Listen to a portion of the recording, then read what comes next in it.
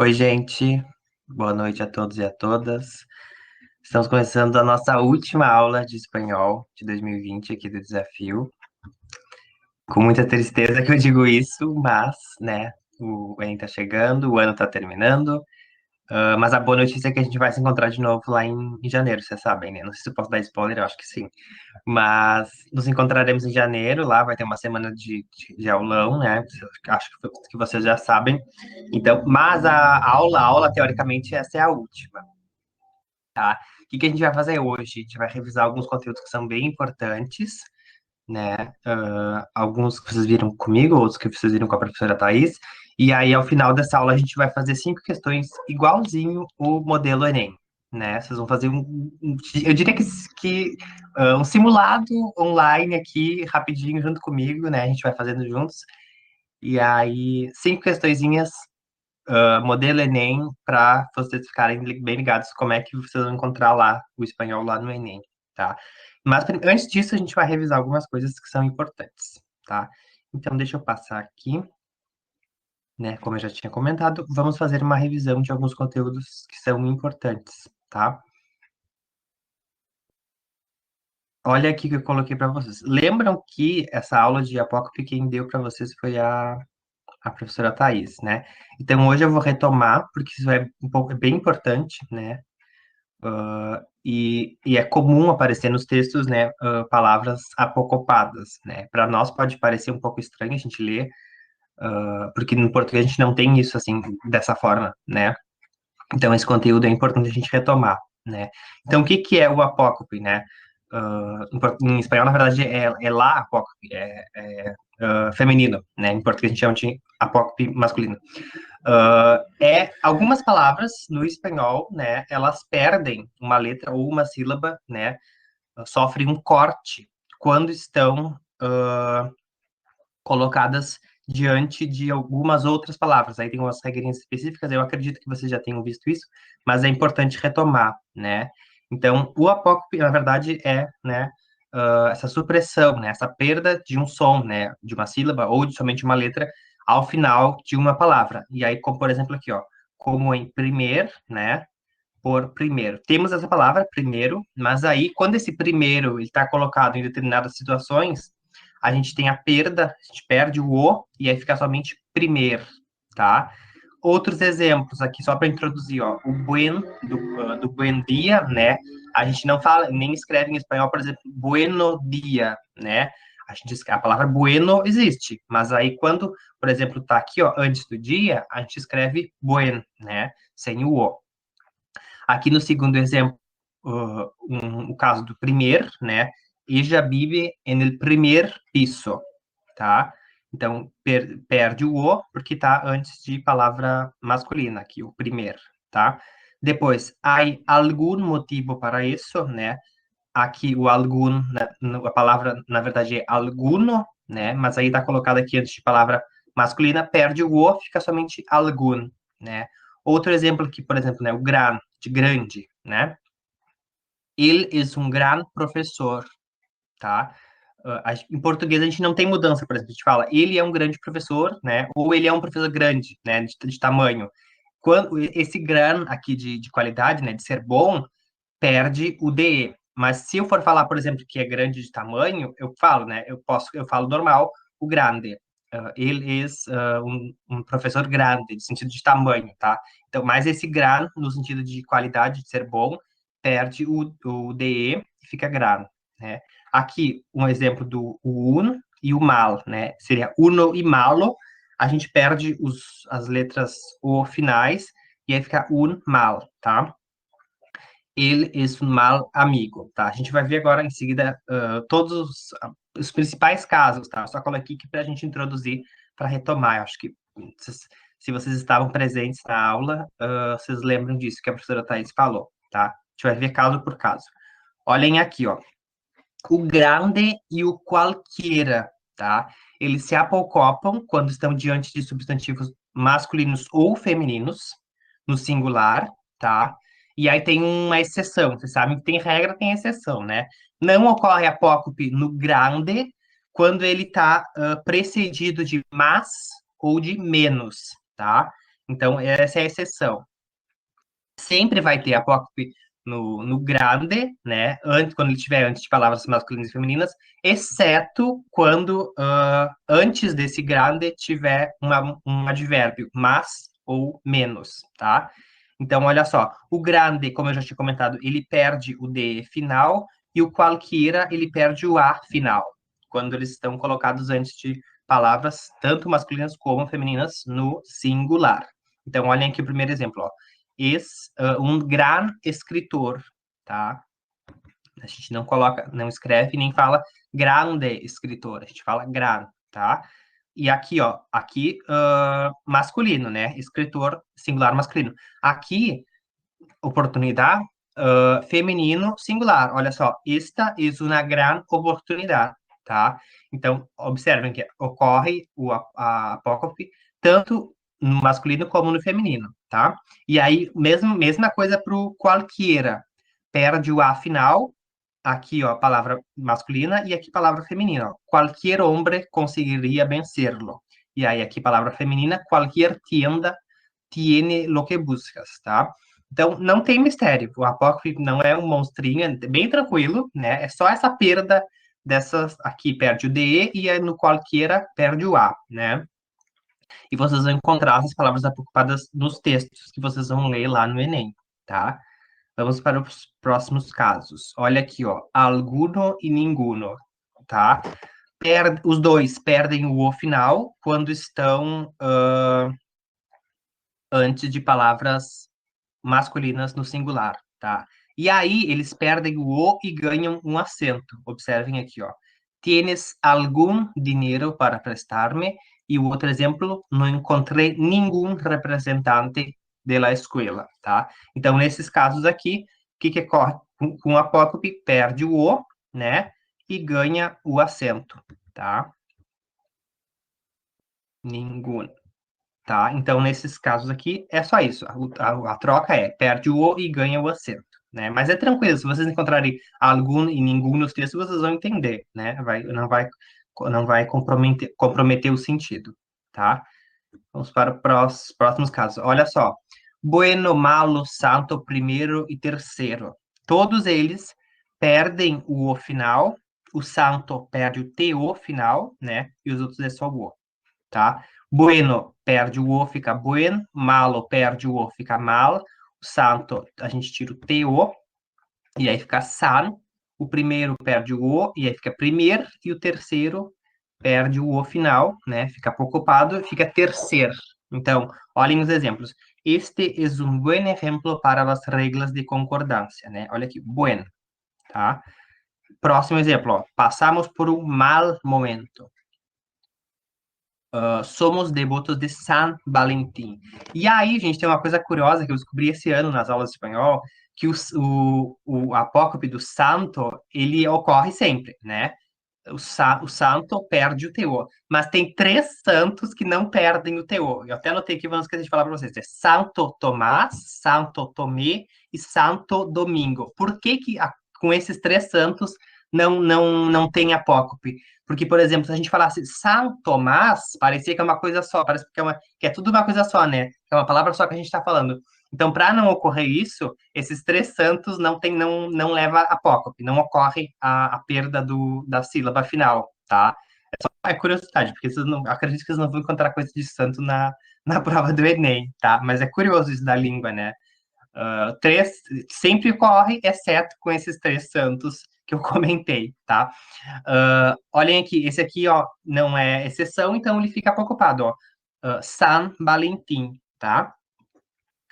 E aqui o primeiro e terceiro, olha só, sua habitação queda em primeiro piso. E aí chegou em terceiro lugar, tá? Segundo, não ocorre apócope, porque a palavra segundo, né, ela existe no espanhol, mas e ela é no mesmo sentido que a gente usa em português, por exemplo, segundo fulano de tal, alguma coisa, né? O segundo, em espanhol, é nesse mesmo sentido, de segundo fulano, né? Então, quando a gente fala, olha só, por exemplo, sua habitação queda en el segundo piso, tá? Então, segundo não ocorre apócope, porque tem a palavra segundo, que quer dizer isso, que eu expliquei, que é igual ao português, né? Segundo fulano de tal, né? Então, quando for segunda, dia primeiro, segundo, o segundo não corre apócope, tá? Segundo piso, segundo lugar, tanto faz, né? Não vai ter apócope em situação nenhuma, tá? Vamos adiante. Olha só, mio, tucho e sujo, tá? E as variações, né? Mios, mias, os plurais no feminino, todos ficam apocopados. Fica mi, tu, su, mis, tus e sus, tá? E aí, olhem aqui os exemplos. Mi vida está completa con mis hijos. Tu plan de trabajo está óptimo. Tus clases empiezan el martes. Su manera de pensar ha cambiado mucho. Su madre ha sobrevivido e suas intenções han sido las mejores, tá? Então, vocês não vão encontrar escrito mio, tu, sujo. Não, vocês vão encontrar apocopado. Mi, tu, su, e aí no plural, mis, tus e sus, tá? Não tem mistério, é só isso.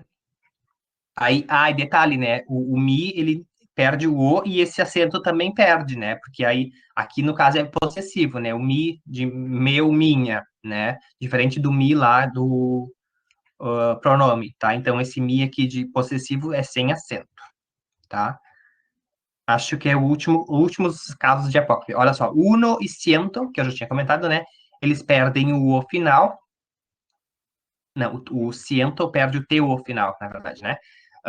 Quando estão diante de palavras tanto masculinas como femininas, tá? Então, olhem só. Quiero 100 quilos de arroz, tá? Então, não fala ciento, né? Fala 100. Los embalajes cuestan 100 pesetas, tá? O uno, né? Perde o O, fica un. Quiero un regalo. E aí acontece também aqui no caso dos numerais, por exemplo, 21, né? A gente já fala 21, né? Não, é 21, tá? E aí, aqui outro exemplo, tiene 31 mil pesetas, né? Aqui com o Y, né? 31, mas a gente não escreve 31, não, é 31, tá? Bem tranquilo, isso não causa muita confusão quando vocês estão lendo lá os textos, tá? É só para retomar mesmo, caso, né, apareça, porque isso é comum de acontecer, das palavras estarem assim nos textos, né? Então, para vocês não se confundirem. Vamos para outro conteúdo que é bem importante também, que a aula foi comigo, acredito que vocês lembrem, que foi a aula que eu falei sobre preposições, né?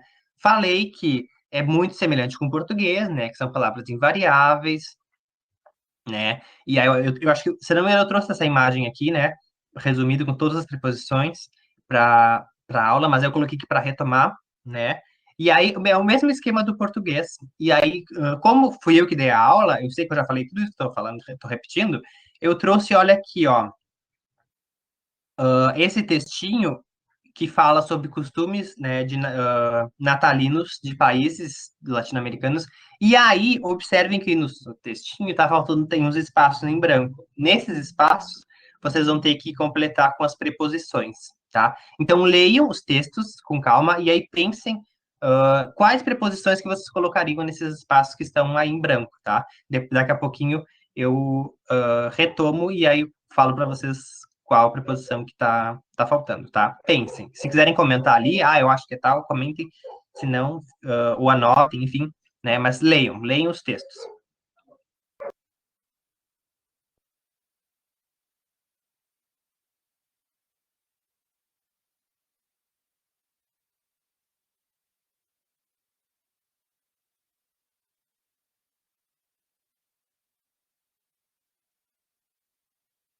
Gente, acho que eu vou ir lendo com vocês, porque senão tenho medo que não dê tempo de fazer tudo o que eu trouxe para hoje, tá?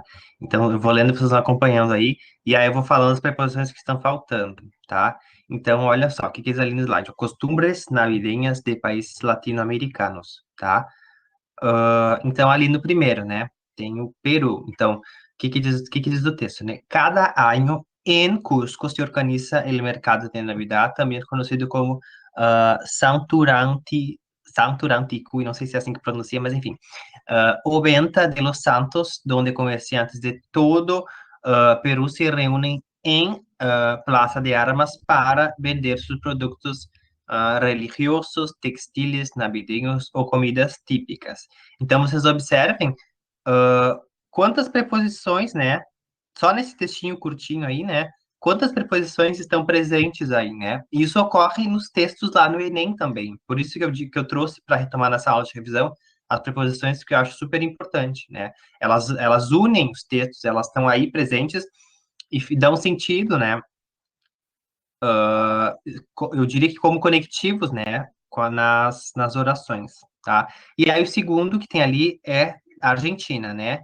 Então, o que que diz ali na Argentina? Ó? Al ser um país com forte influência europeia, especificamente de Itália y España, los argentinos suelen reunirse en Nochebuena para disfrutar de un asado argentino, aunque las comidas suelen ser platos fríos y a la medianoche se congregan en la iglesia en la clássica missa del gallo, tá? Aqui tem menos, né? Mas ainda assim, vocês observem que muitas têm preposições, né? Apesar de ser curtinho o texto, elas estão aí, né? E aí o último país que tem ali nesse slide é Venezuela. O que que diz lá, então? Vou lendo, completando com as preposições. Então, em Venezuela, em Nochebuena, se lleva a cabo uma curiosa celebração chamada Las Patinatas.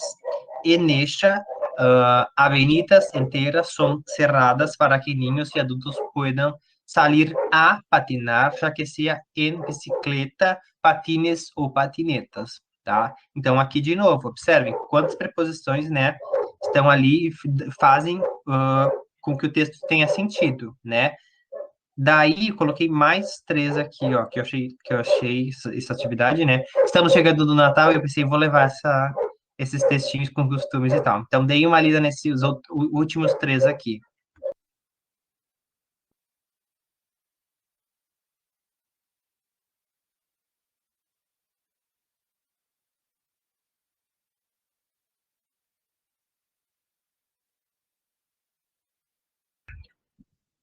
Gente, então vamos ver como é que ficou esses textinhos aí desses últimos três países, Colômbia, México e Guatemala, tá? Então, ali no primeiro, né, que fala sobre a Colômbia, o que que diz? Ah, En Colombia, la Navidad comienza el 7 de diciembre con la celebración del Día de las Velitas, un festejo que se lleva de cabo a la víspera durante la celebración de Inmaculada Concepción, ¿tá? Ah, los creyentes salen de las calles a velas que llenan las puertas con los hogares y de acuerdo con la tradición sirven para guiar el caminho a la Virgen, tá? Então, de novo, ó, muitas preposições presentes aí, né? Segundo, fala, né, sobre o México, né? Então, o que que diz ali, ó? En México, el período navideño comienza 9 días antes que en el resto de la región, con las famosas posadas, tá? A partir de 16 de diciembre se recuerda el peregrinaje de José y María en busca de un lugar para el nacimiento de Jesús. Las actividades centrales son el ritual de pedir posada y el de romper la piñata para recibir a cambio dulces y fruta. El menú principal de la época de posadas se conforma de tamales, buñuelos, ponche, etc. Las posadas se celebran en familia, con amigos, vecinos ou com companheiros de trabalho, tá? E o último ali, né, o último país que tem, Guatemala. Então, vamos ver como que fica com as preposições. Então, ali no começo, ó, a princípios de diciembre, las caixas se decoram y por toda parte se escuchan villancicos.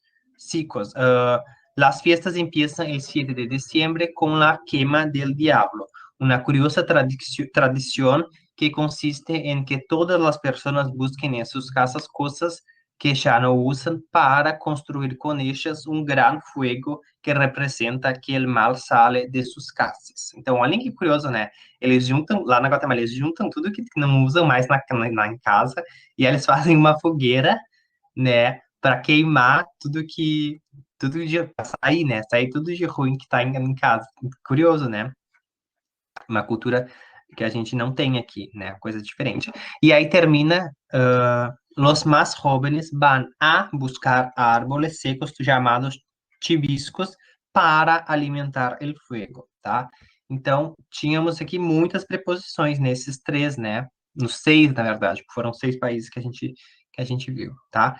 Agora, vamos adiante, que temos mais um conteúdo. Outro conteúdo bem importante, que são as conjunções, que eu falei na mesma aula que eu dei as preposições.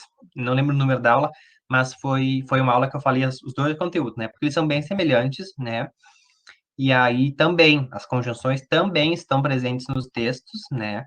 E aí tem ali no resumo, palavras invariáveis que servem para unir sintagmas ou orações, né? E aí temos algumas diferenças do português para o espanhol, claro, né? São línguas diferentes. E aí, o que mais nos chama atenção, assim, que eu acho que eu comentei na aula, mas não me lembro direito, vou retomar agora no próximo slide, é aquela troca, né? Do i e do o, tá? Mas eu vou comentar no próximo slide. E aí eu trouxe esse resumo de novo para retomar. Olha só, temos muitas que são bem semelhantes com o português, né?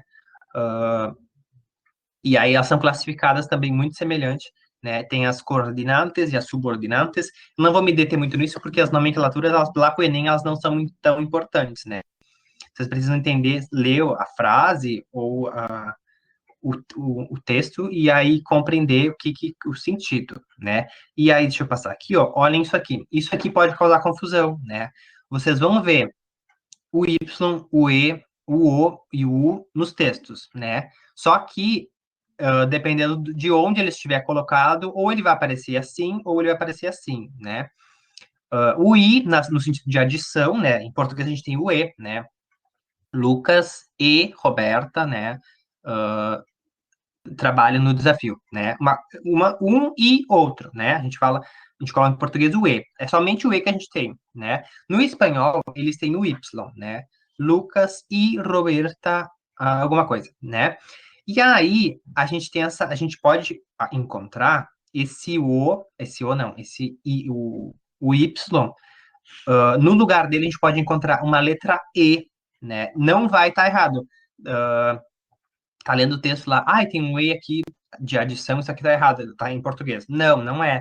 Esse E, ele é colocado para substituir o Y, né? Quando ele tá antes de uma palavra que inicia por I ou HI, né? Aí a gente tem essa troca, a gente usa o E em vez do Y, né?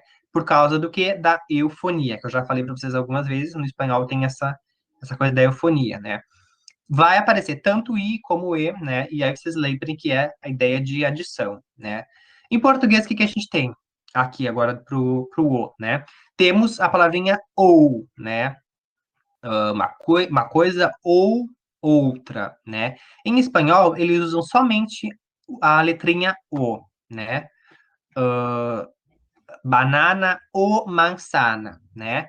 E aí a gente pode encontrar também o como o U, nessa ideia de alternância, e só que aí ele vai se apresentar como U quando estiver colocado antes de palavras que iniciam por O ou HO, tá? Então isso é bem provável que vocês encontrem nos textos, né?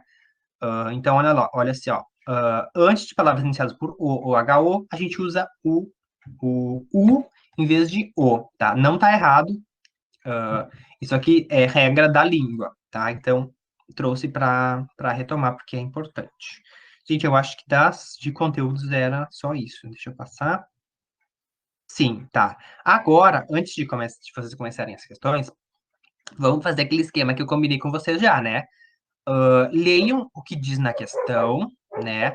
Identifiquem o que que a prova está pedindo. Sempre se perguntem isso. Olhem para a questão e se perguntem o que que a prova está me pedindo, tá? Façam isso, vão para o texto e aí depois tentem achar a resposta certa, tá? E aí depois a gente conversa sobre as respostas. Por que que é uma, por que não é outra, tá? Então façam isso. Olhem aqui, ó. Leiam aqui a questão, identifiquem o que que a prova está pedindo para vocês, né? E vão para o texto, tá? Bora lá então.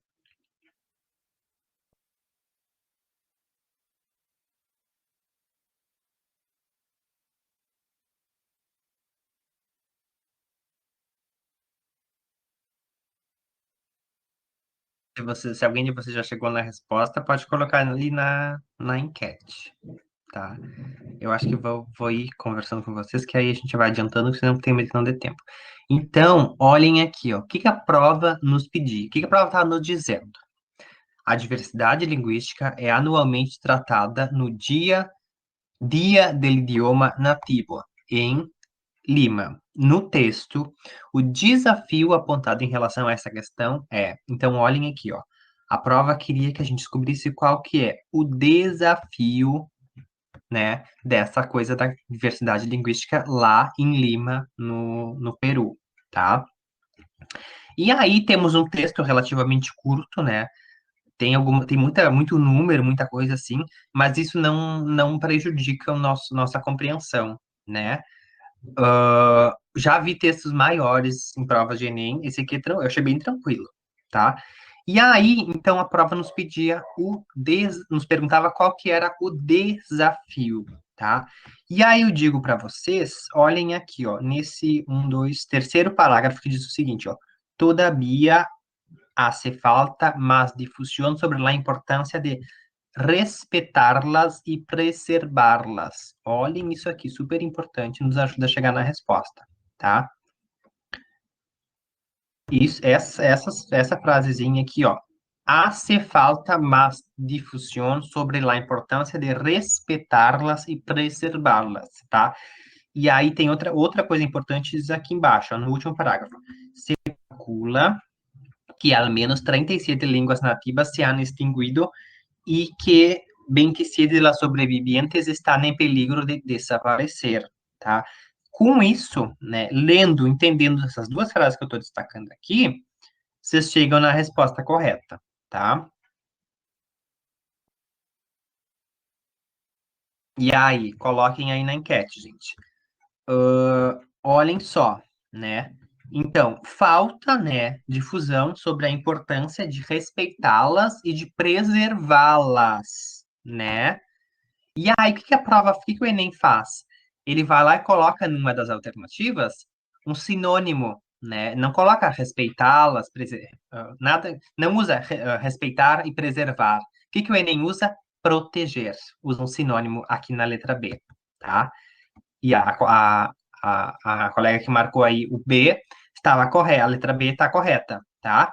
Porque olha só, nas outras tem informações que até algumas fazem sentido em relação ao texto, né? Mas a prova, o Enem nos pede qual que é o desafio. Então, vocês fiquem muito ligadas nisso, tá? Porque, olha só, respeitá-las e preservá-las. E aí eles vão lá e colocam um sinônimo, proteger, né? Despertar a necessidade de proteger as línguas indígenas, tá? Então, cuidem isso, né? Eles poderiam ter traduzido, por exemplo, ter colocado despertar a necessidade de preservar as línguas indígenas, né? Despertar a necessidade de respeitar, de preservar, né? Mas eles colocam um sinônimo, um proteger, né? Poderiam colocar a palavra traduzida, poderiam, mas eles fazem isso justamente para confundir, né? Então tomem cuidado com essas coisas de sinônimos, né? E com as alternativas serem semelhantes, né? E isso pode confundir. Então, muita atenção, tá?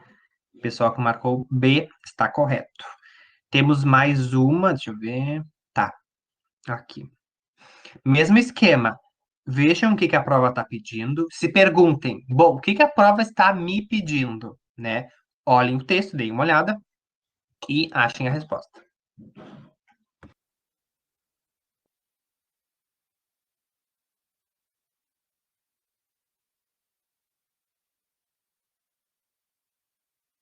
E aí, gente, quem já achou a resposta?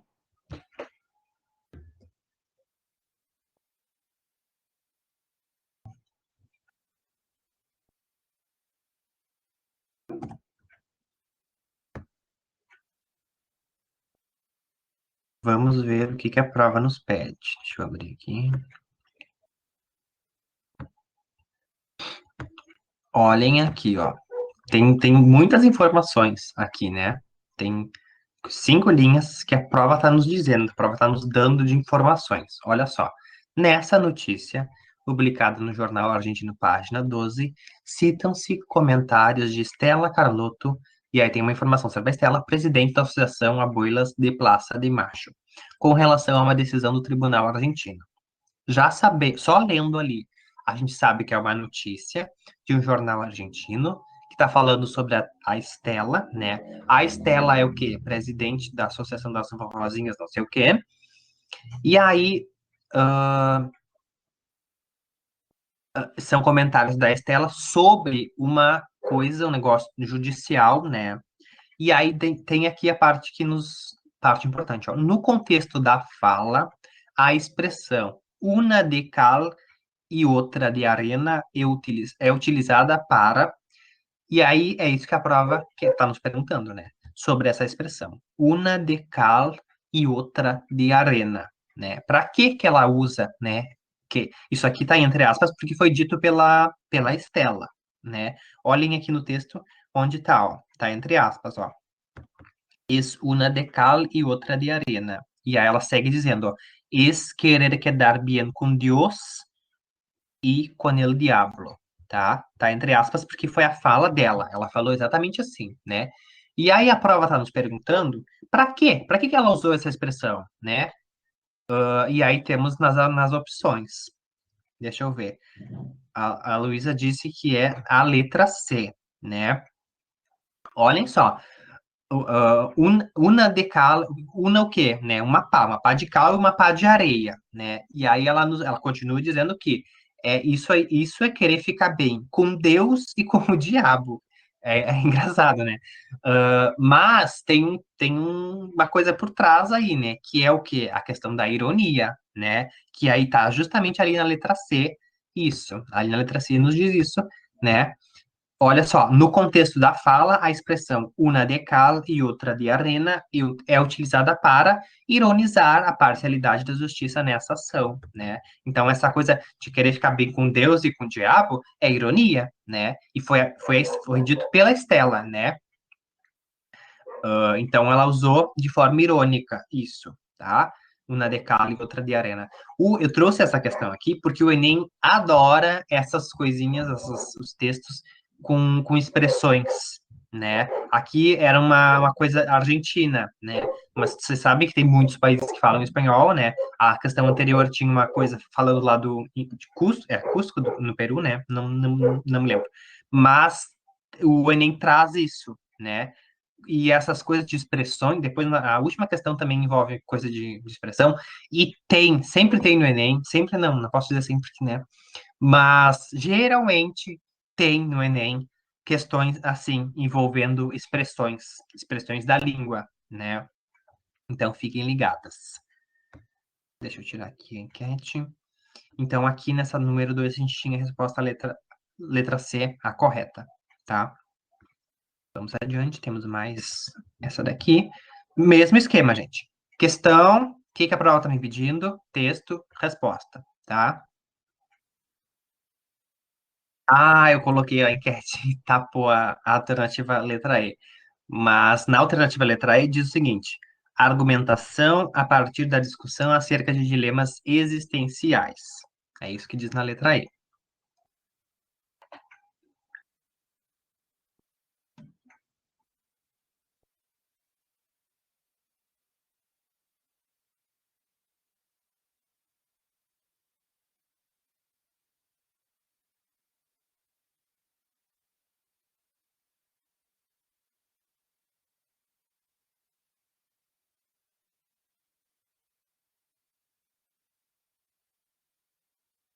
E aí, o que que vocês me dizem a respeito dessa questão? A Luísa acha que é a letra A. Vamos ver. O que que a prova está nos dizendo? No fragmento do romance mexicano, publicado em 1989, prevalece né? O que prevalece? Sabemos que é um romance mexicano, né? Sabemos que a autora é a Laura Esquivel, que está aqui embaixo, referenciado, que a gente já fez alguma questão com dessa mesma obra, eu tenho quase certeza, né? E aí, a prova está nos perguntando, né? O que prevalece nesse texto, né? Tem uma coisa que me chama a atenção, bem aqui no início, ó. Tá falando que a Tita era tão sensível, né, que desde que ela tava lá na barriga da mãe dela, né, ela chorava e chorava quando a mãe, isso aqui tá retomando a mãe, esta, né, quando a mãe picava cebola. Gente, isso é real? É possível um bebê estar dentro da barriga chorando porque a mãe está cortando cebola? Isso é possível, né? Isso já nos dá a resposta, né? Não precisa nem conhecer a Laura, o texto completo dela, só aquilo ali do início, né? Falando que a Tita chorava dentro da barriga porque a mãe tá com as mãozinhas aqui fora cortando a cebola e o bebê tá chorando lá dentro da barriga. Isso é possível? Não, né? E aí temos somente uma alternativa que fala isso, né?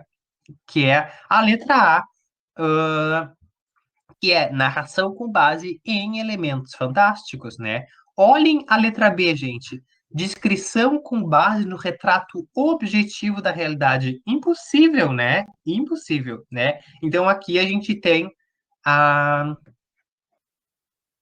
essa coisa da fantasia, né, da ficção, dos elementos fantásticos, tá? Se vocês virem em qualquer lugar, Laura Esquivel, que é o nomezinho que tá embaixo, e se estiver falando da Tita, que é esse romance como água para chocolate, lembrem-se disso, elementos fantásticos, ficção, fantasia, tá? Lembrem-se disso, tá? Eu acho que eu já cheguei a comentar alguma coisa sobre esse romance, é bem legal. Se vocês tiverem a oportunidade, leiam. É bem interessante, né? Tem umas coisas tipo essa, assim, da Tita chorar na barriga, coisa assim, mas é legalzinho, tá? Então, sim, temos aqui a letra A resposta.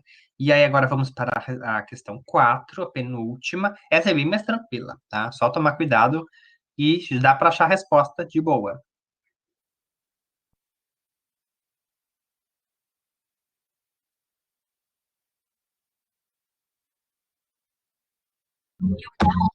E aí, gente, o que vocês me dizem dessa? Tranquila, né? Curtinha. Só ali é Felipe, né? Não lembro o nome dele. Que a prova nos diz? Coloquem aí a resposta. O que a prova está nos dizendo? É comum fazer trocadilhos com ditos populares para recriar sentidos, tá? Na reflexão do personagem Felipe, tá ali o nome, eu ratei.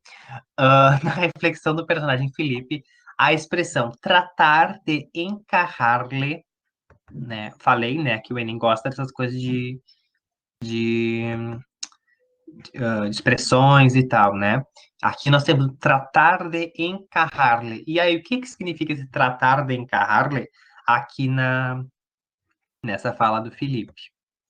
Olha lá, ó, no dejes para mañana el tratar de encarrar-lhe a outro lo que tengas que hacer hoy, né? Então aqui tá o tratar de encarrar-lhe e aí isso aqui, ó, a outro, né? Outra pessoa. E esse lê também, lê não é terceira pessoa, né? Encarrar-lhe a outro, né? O que que vocês me dizem dessa questão aí?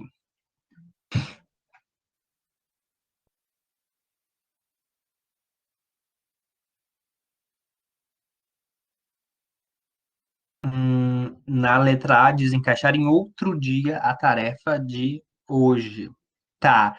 E aí, pergunta, onde é que fica aquele outro ali, né? Tratar de encarrar-lhe a outro, né? O outro nos dá a resposta, tá?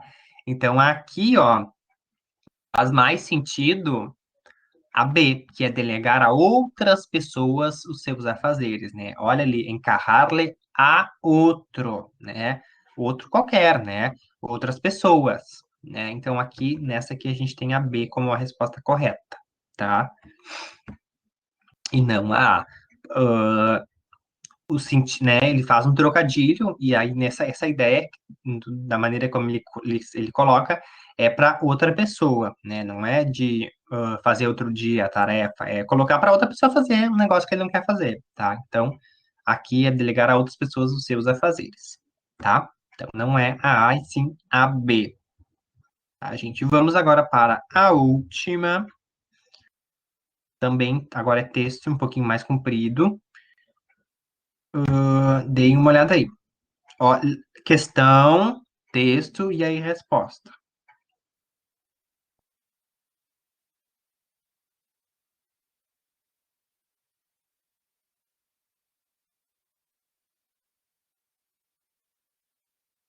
Já dei um spoiler ali, já destaquei umas coisas que são importantes, tá?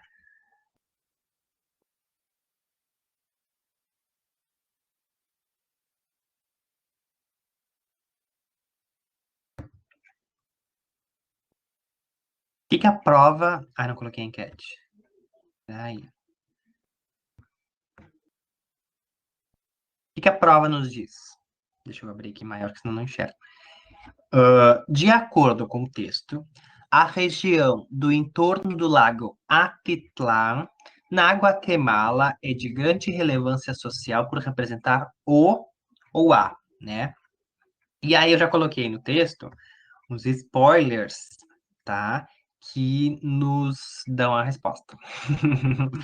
Tá, deixa eu ver se eu destaquei tudo que é importante. Aqui tem outra coisa importante: diferentes pueblos. Tá. E aí pergunto para vocês, qual é a palavra dessas coisas que eu destaquei? Tem uma palavrinha que se repete. Todas, eu destaquei uma, duas, três, quatro, cinco partes do texto, né? Dessas cinco partes, tem uma palavrinha que se repete bastante. Qual é? Me digam. Qual palavra se repete dessas partes que eu destaquei? Culturas. Isso nos dá a resposta dessa última questão, tá? Temos uma das alternativas que fala sobre muitas culturas, tá?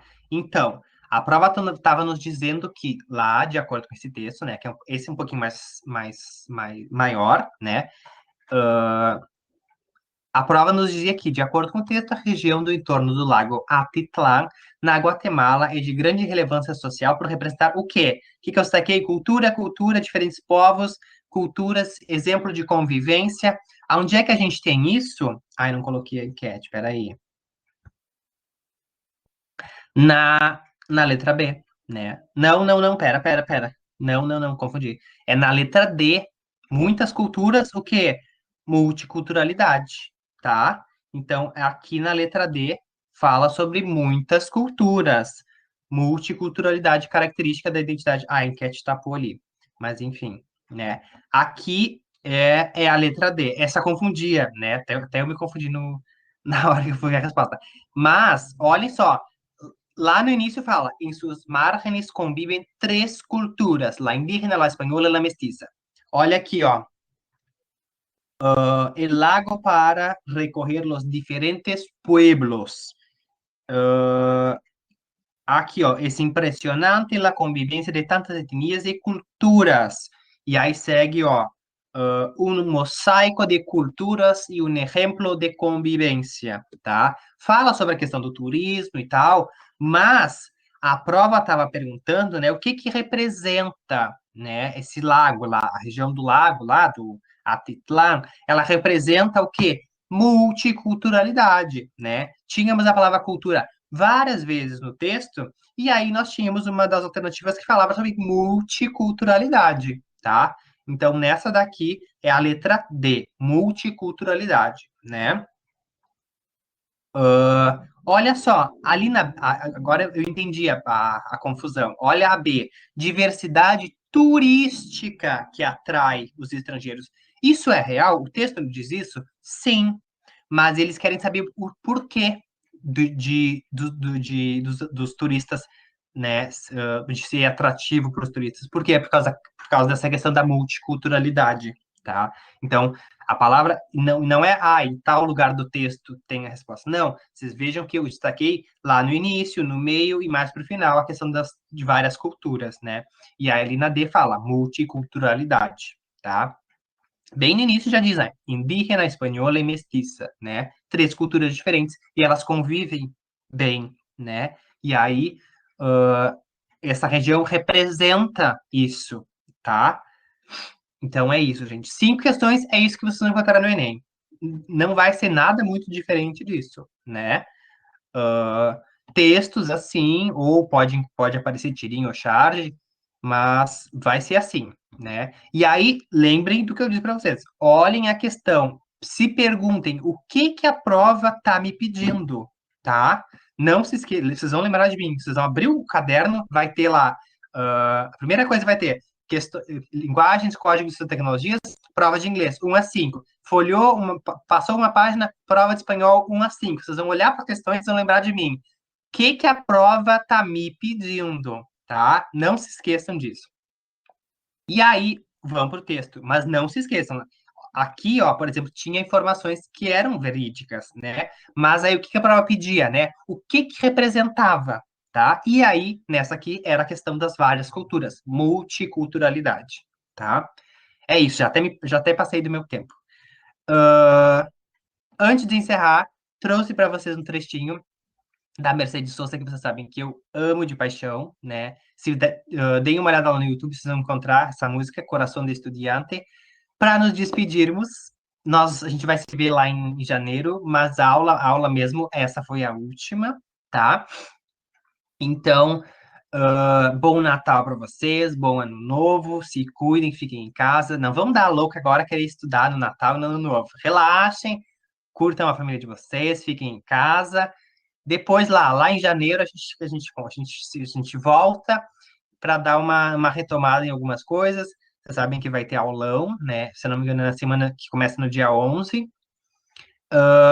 Vamos nos encontrar por aqui novamente, tá? E aí, em seguidinha, já vai ter o Enem. E aí, vamos que vamos. Bora lá, bora gabaritar as questões de espanhol, tá, gente? Então, é isso. Boas férias para vocês, descansem, se cuidem e até janeiro. Nos vemos lá em janeiro, tá bem? Qualquer coisa,